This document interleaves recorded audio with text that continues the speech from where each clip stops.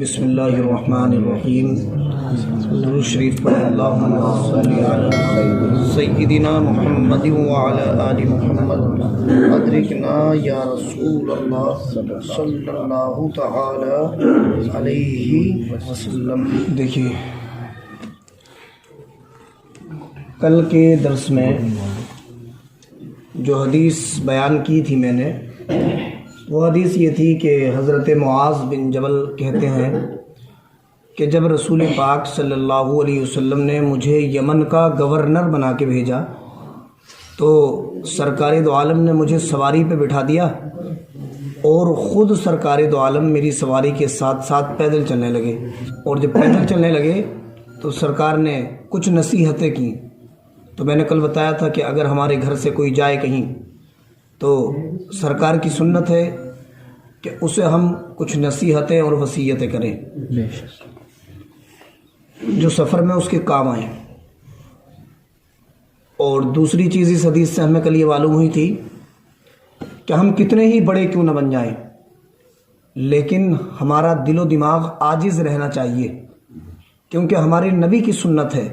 سرکار پوری کائنات کے بادشاہ ہیں اللہ کے عطا سے، مگر اپنے غلام کو آپ نے سواری پہ بٹھالا اور عاجزی کا یہ عالم تھا کہ ان کی سواری کے ساتھ ساتھ خود آپ پیدل چل رہے تھے. اور سرکار نے ان سے کہا کہ ہو سکتا ہے کہ اس سال کے بعد تمہاری اور میری ملاقات نہ ہو، مطلب میں وصال کر جاؤں. تو ان کے دل میں اتنا زیادہ عشق رسول تھا کہ جب یہ بات سنی نا کہ میں سرکار کو نہیں دیکھ پاؤں گا ظاہری زندگی میں، تو وہ پھوٹ پھوٹ کے رونے لگے. سرکار کی جدائی کا غم برداشت نہیں ہوا بلکہ رونے لگے. تو ہمیں بھی چاہیے کہ ہم اللہ سے دعا کریں کہ اللہ ہمارے دل میں تو سچا عشق رسول پیدا فرما دے. آمین. اور پھر جو آخری جملہ سرکار نے ان سے فرمایا نا، وہ بڑا قابل غور ہے. سرکار فرماتے ہیں کہ لوگوں میں میرے سب سے زیادہ قریب وہ لوگ ہیں جو متقی ہیں، پرہیزگار ہیں. جو پرہیزگار ہیں، سرکار فرماتے ہیں چاہے وہ کوئی بھی ہوں اور کہیں کے بھی ہوں، وہ میرے سب سے زیادہ قریب ہے. آج جو حدیث میں بیان کرنے جا رہا ہوں بڑی اہم حدیث ہے اور اپنے دامن میں بڑی نصیحت کی باتیں لیے ہوئے ہیں. حدیث کے راوی ہیں حضرت ابن مسعود رضی اللہ تعالی عنہ. یہ حضرت ابن مسعود بہت بڑے عالم تھے، تو انہی سے یہ حدیث مروی ہے. کہتے ہیں کہ ایک دن رسول پاک صلی اللہ تعالی علیہ وسلم نے قرآن شریف کی یہ آیت کریمہ پڑھی. قال تلا رسول اللہ صلی اللہ علیہ وسلم فمن یرید اللہ ان یہدیہ یشرح صدرہ للاسلام فقال رسول اللہ صلی اللہ علیہ وسلم ان النور اذا دخل الصدر ان فسخ فقیل یا رسول اللہ هل لتلک من علم یعرف به قال نعم التجافی من دار الغرور والانابت الى دار الخلود والاستعداد للموت قبل نزوله او کما قال النبی علیہ الصلاۃ والسلام. حضرت ابن مسعود کہتے ہیں، بڑی غور سے آپ اس حدیث کو سنیں، بڑی اہم حدیث ہے، زندگی میں انقلاب اور چینجنگ لانے والی حدیث ہے. حضرت ابن مسعود رضی اللہ تعالی عنہ نے بیان کیا کہ رسول پاک صلی اللہ علیہ وسلم نے قرآن شریف کی یہ آیت پڑھی. کون سی آیت پڑھی؟ یہ آیت فَمَن يُرِدِ اللَّهُ أَن يَهْدِيَهُ يَشْرَحْ صَدْرَهُ لِلْإِسْلَامِ. اس کا مطلب ہے کہ اللہ جس بندے کی ہدایت کا ارادہ فرماتا ہے، اللہ جس بندے کی ہدایت کا ارادہ فرماتا ہے، یشرح صدرہ للاسلام، تو اللہ اس کے سینے کو اسلام کے لیے کھول دیتا ہے. اللہ اس کے سینے کو اسلام کے لیے کھول دیتا ہے.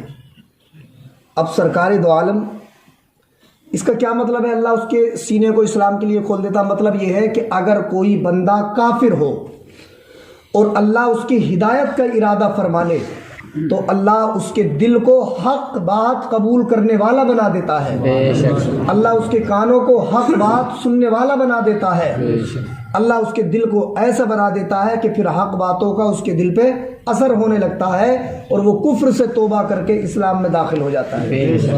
یہ مطلب ہے آیت کریمہ۔ اور جب نور ایمان دل میں داخل ہوتا ہے نا، ایمان کی روشنی جب دل میں داخل ہوتی ہے تو آپ رسول پاک کی بات سنیں۔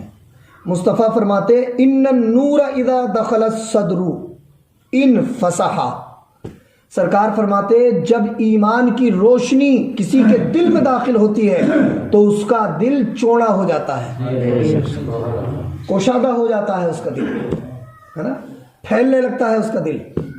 اور کتنا پھیلتا ہے؟ ایک حدیث پاک دیکھیں، حدیث پاک حدیث قدسی ہے۔ حدیث قدسی اس حدیث کو کہتے ہیں کہ جس کو بیان رسول پاک نے اپنی زبان سے کیا ہو مگر وہ اللہ کی بات ہو۔ کس کی بات ہو؟ بات اللہ کی ہو، زبان رسول اللہ کی ہو، اسے حدیث قدسی کہتے ہیں۔ سمجھے کیا ہے حدیث قدسی؟ سرکار فرماتے ہیں کہ جب مومن کا سینہ کھل جاتا ہے تو وہ کتنا پھیلتا ہے، کتنا چوڑا ہوتا ہے؟ تو اللہ تعالیٰ فرماتا ہے کہ وہ عرش و کرسی، لوح و قلم اور زمین و آسمان سے بھی زیادہ چوڑا ہو جاتا ہے۔ جب کسی کے دل میں ایمان کی روشنی پیدا ہوتی ہے تو اس کا دل اتنا وسیع ہوتا ہے، اتنا کشادہ ہوتا ہے، اللہ خود فرماتا ہے کہ پھر اس کے سینے کو ہم اتنا کشادہ کر دیتے ہیں کہ اس کا سینہ عرش و کرسی سے، لوح و قلم سے، زمین و آسمان سے بھی زیادہ کشادہ اور چوڑا ہو جاتا ہے۔ سمجھ رہے ہیں آپ؟ اور پھر کیا فرماتا ہے اللہ تعالیٰ؟ فرماتا ہے میری رحمت کے جلوے، اور دیکھیے اس بندے کے دل کی کیفیت دیکھیے، اللہ فرماتا ہے میری رحمت کے جلوے نہ آسمان میں سما سکتے ہیں نہ زمین میں سما سکتے ہیں، مگر میری رحمت کے جلوے اس آدمی کے دل میں سما جاتے ہیں جس آدمی کے دل میں ایمان کی روشنی پیدا ہو جاتی ہے۔ بے شک، سبحان اللہ، سبحان اللہ، ہے نا؟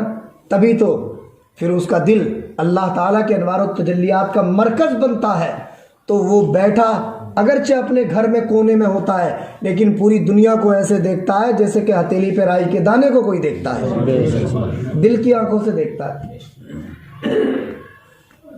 دل کی آنکھیں اللہ کسے عطا کرتا ہے؟ اپنے ولیوں کو عطا کرتا ہے، اپنے نبیوں کو عطا کی ہیں اس نے۔ ایک بزرگ ہے حضرت شاہ ولی اللہ محدث دہلوی، کہتے کہ میں ایک بار جو تھا کعبہ شریف میں تھا تو ربیع الاول کا ٹائم تھا، لوگ اپنے اپنے گھروں میں محفل میلاد سجا رہے تھے، تو کہتے میں نے دیکھا، میں نے سوچا کہ آج یہ دیکھتا ہوں کہ ان محفلوں میں روحانیت ہے یا نہیں ہے، تو کہتے اللہ نے میری دل کی آنکھوں کو کھول دیا۔ جب دل کی آنکھوں کو کھولا تو کہتے میں نے دیکھا کہ ان محفلوں میں جو میلاد کی محفلیں سجی تھیں، ان محفلوں میں آسمان کے فرشتے شرکت کرنے کے لیے اتر رہے تھے، حاضر ہو رہے تھے۔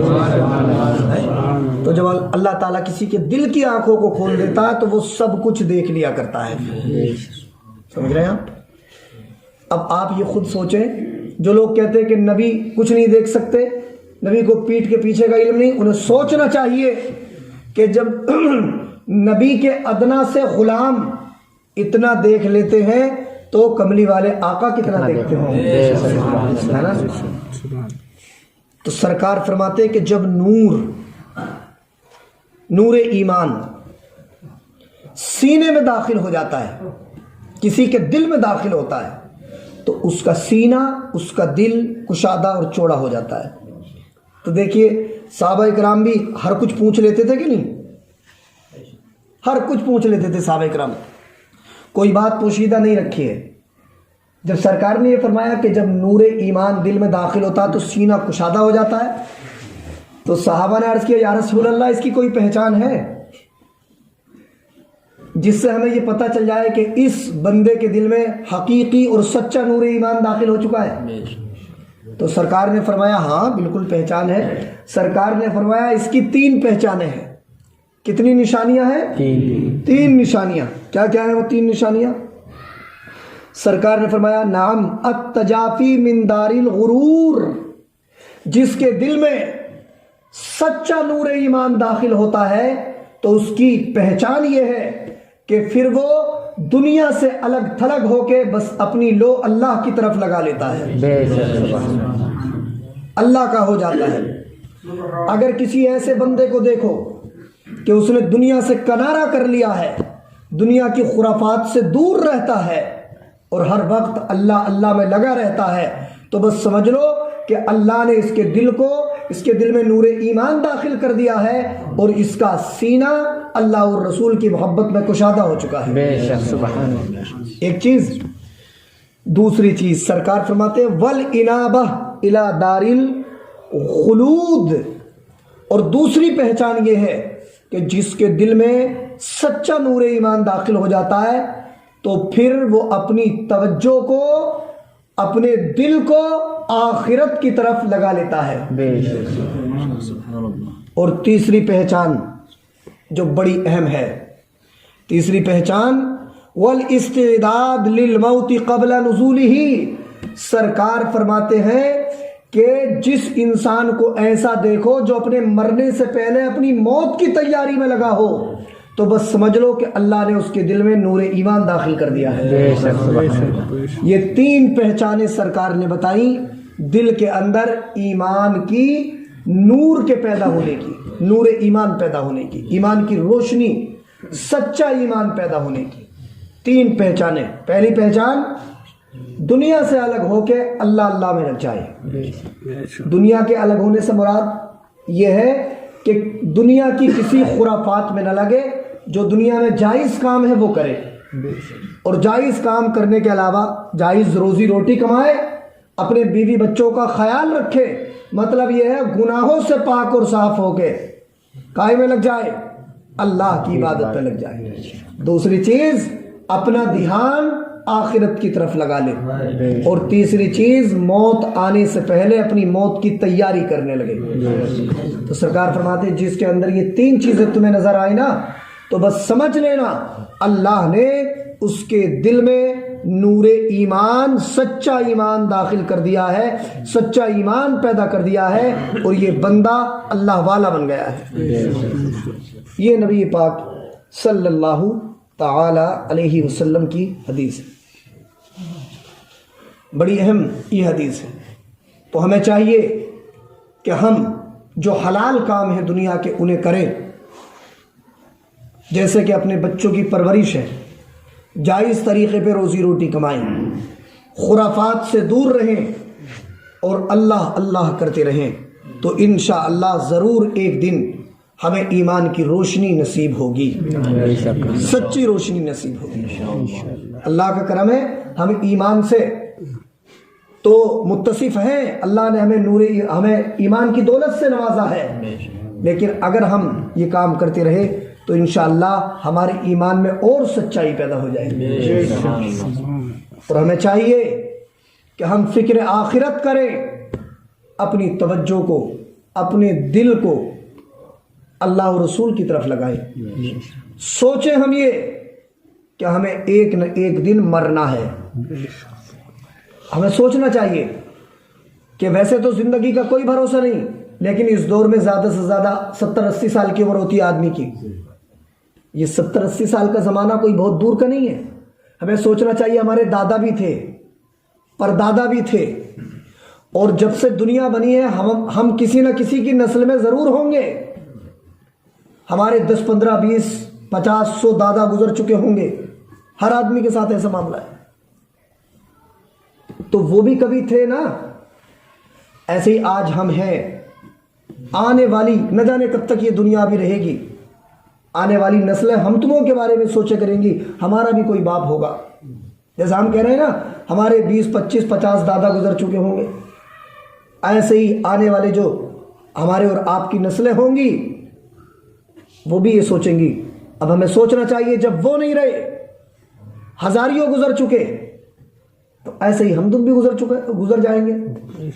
70-80 سال کا کوئی وقت کچھ نہیں ہے. یہ روزانہ ایک دن کم ہو رہا ہے.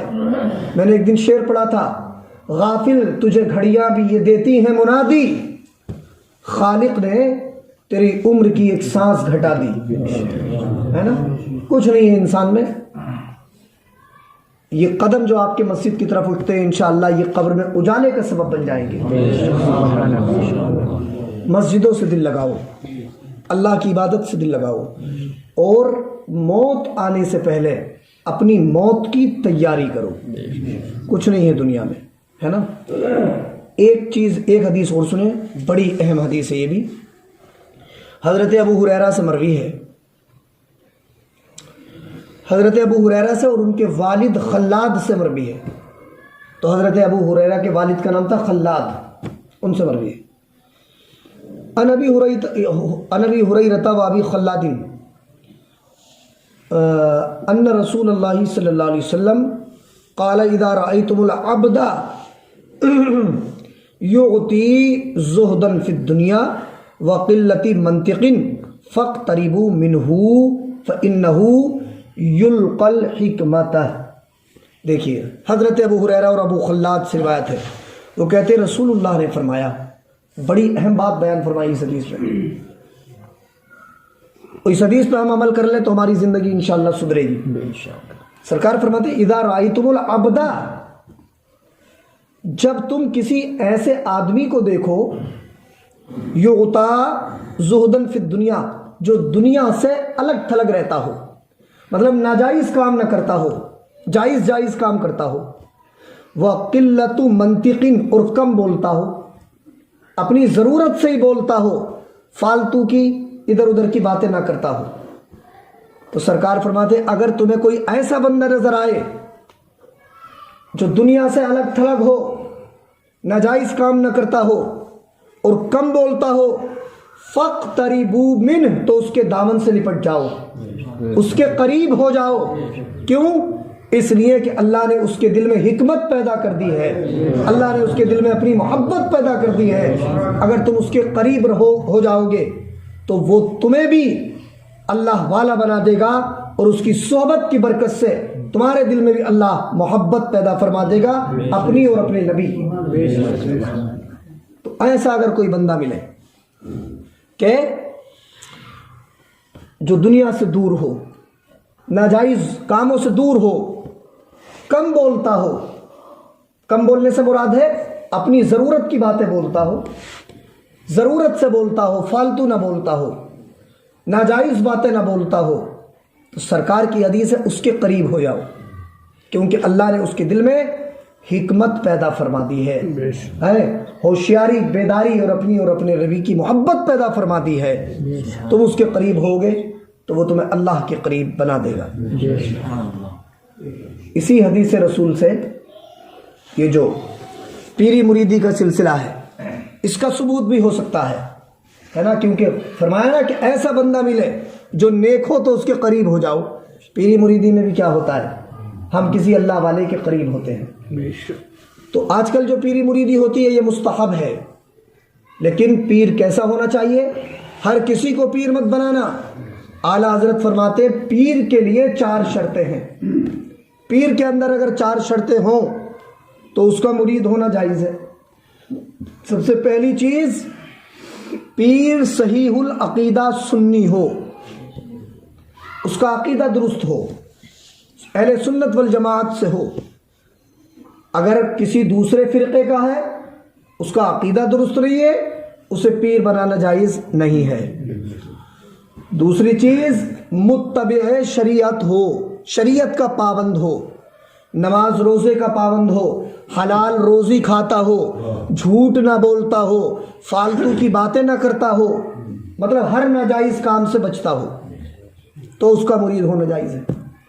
تیسری چیز، اتنا بڑا عالم ہو کہ اپنی ضرورت کے مسائل کتابوں سے خود حل کر لے، مطلب یہ ہے کہ جاہل نہ ہو، شریعت کے مسائل جانتا ہو، اس کا مرید ہونا جائز ہے. اور چوتھی چیز، اس کا سلسلہ رسول پاک صلی اللہ علیہ وسلم سے ملتا ہو. اگر یہ 4 شرطیں کسی پیر کے اندر ہیں، چاروں ہونا چاہیے ایک ساتھ، یہ نہیں کہ کوئی ایک ہو، چاروں شرطیں اگر کسی کے اندر ہیں تو ایسے پیر کا مرید ہونا جائز ہے، اور ہر ایرا غیرہ تو خیرہ کا مرید ہونا جائز نہیں۔ مان لیجیے کوئی نماز نہیں پڑھتا ہے تو آپ اس کا مرید ہو کے کیا کرو گے؟ جب وہ خود نمازی نہیں ہے تو تمہیں کیا سدھار دے گا وہ، ہے نا؟ اگر کوئی عالم نہیں ہے، جاہل ہے، تو اس کا بھی مرید ہونا جائز نہیں ہے، کیونکہ جب وہ خود جہالت میں پھنسا ہوا ہے تو تمہیں بھی جاہل ہی بنا دے گا اپنی طرح۔ آپ دیکھتے ہیں کہ نہیں دیکھتے کہ آج نیرے پیر ایسے کہ ان کے سامنے سجدہ کیا جاتا ہے، ان سے پوچھو کہ بھئی تم سجدہ کیوں کرواتے ہو، تو وہ پتہ کیا جواب دیتے ہیں؟ ان کی جہالت دیکھیے، کہتے اللہ نے بھی تو حضرت آدم کو سجدہ کروایا تھا تو ہم وہی سنت ادا کرتے ہیں، معاذ اللہ رب العالمین۔ مسئلہ سنیں آپ، مسئلہ کسی اللہ کے علاوہ کسی کو عبادت کا سجدہ کرنا کفر ہے، اور تعظیم کے لیے سجدہ کرنا حرام ہے۔ نہ عبادت کا سجدہ کیا جا سکتا ہے اور نہ تعظیم کے لیے سجدہ کیا جا سکتا ہے۔ شریعت محمدیہ میں تعظیم کے لیے سجدہ کرنا بھی جائز نہیں ہے۔ اگر کوئی ایسا پیر نظر آئے جو سجدے کرواتا ہے تو اس کا مرید ہو کے کوئی فائدہ نہیں ہے، علاوہ گناہ کے کچھ نہیں ہے اس کے مرید ہونے میں۔ اور اگر کسی کا عقیدہ ہی خراب ہو پیر کا، ہے نا، تو اس کا مرید ہونا بھی جائز نہیں ہے۔ کیوں؟ کیونکہ جب وہ خود بدعقیدہ ہوگا تو آپ کو بھی بدعقیدہ بنا دے گا۔ اور اگر کوئی پیر شریعت پہ عمل نہیں کرتا ہے تو پھر آپ کو بھی وہ ایسے ہی بنا دے گا۔ بہت سارے پیر ایسے ہیں، اذان ہوتی رہتی ہے اور وہ اپنے بیٹھے ہیں، مریدوں کو باتوں میں لگائے ہوئے ہیں، حقے چل رہے ہیں، سلفے چل رہے ہیں، ہے نا، 10 انگوٹھیاں پہنے پڑے، 5 اس ہاتھ میں 5 اس ہاتھ میں۔ ان سے کہو بھائی یہ تو جائز نہیں ہے، تو کہتے ہیں تو یہ تم جو بات کہہ رہے ہو یہ شریعت کی ہے، اور ہم یہ جو انگوٹھی پہنے ہوئے یہ طریقت کے اعتبار سے پہنے ہوئے ہیں۔ ارے شریعت، یہ سمجھ لیں آپ، طریقت 4 چیزیں ہوتی ہیں، شریعت، طریقت، حقیقت، معرفت، یہ 4 چیزیں ہوتی ہیں۔ شریعت کے بغیر طریقت نہیں ہو سکتی، طریقت کے بغیر حقیقت نہیں ہو سکتی، اور حقیقت کے بغیر معرفت نہیں ہو سکتی۔ سب کی اصل ہے شریعت۔ شریعت کے بغیر طریقت بھی نہیں ہے، شریعت کے بغیر حقیقت بھی نہیں ہے، اور شریعت کے بغیر معرفت بھی نہیں ہے نا۔ تو اگر کوئی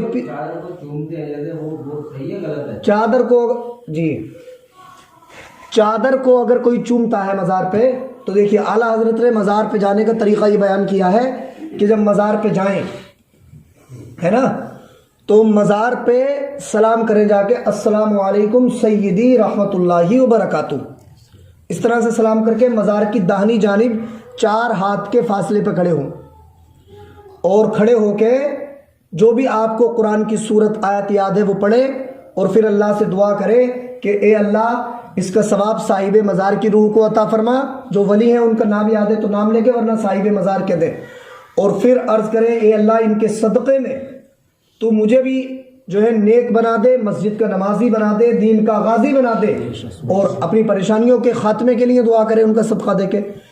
اب رہی بات یہ کہ حد رکوع تک جھکنا جائز نہیں ہے۔